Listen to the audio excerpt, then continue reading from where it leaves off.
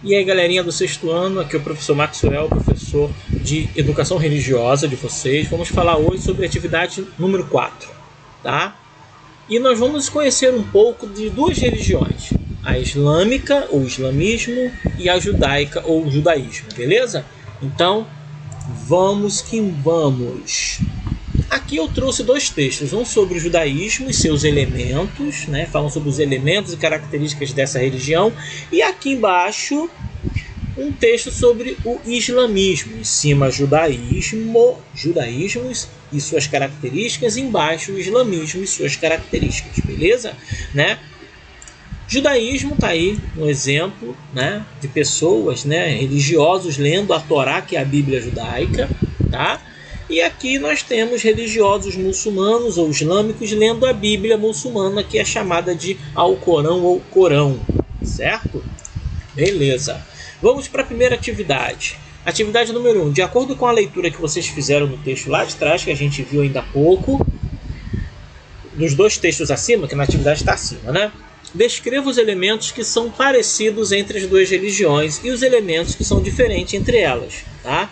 Então, aqui nesse quadro, você vai colocar os elementos que são parecidos ou iguais ao do judaísmo com o islamismo, e embaixo, ao contrário, vocês irão colocar características que os diferenciam, beleza? Que os tornam diferentes, tá? Vamos continuar, item 2 e último, bem rapidinho, atividade, moleza. Ou seja, vocês vão desenhar, tá, no quadro abaixo, elementos ou elemento que podem servir para aproximar essas duas religiões, né? Porque tradicionalmente os religiosos dessas duas religiões, os seguidores dessas duas religiões, eles não se entendem, eles vivem se desentendendo, brigando um com o outro. Mas nas duas religiões há proximidades, há elementos que os aproximam, há elementos iguais, né, parecidos nas duas religiões.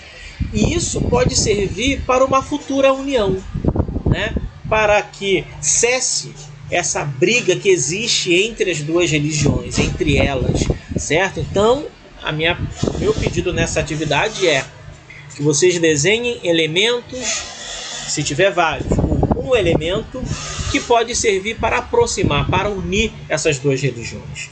Beleza? Gente, molezinha, né? Então a gente se vê na próxima semana, ó. Um grande beijo para vocês.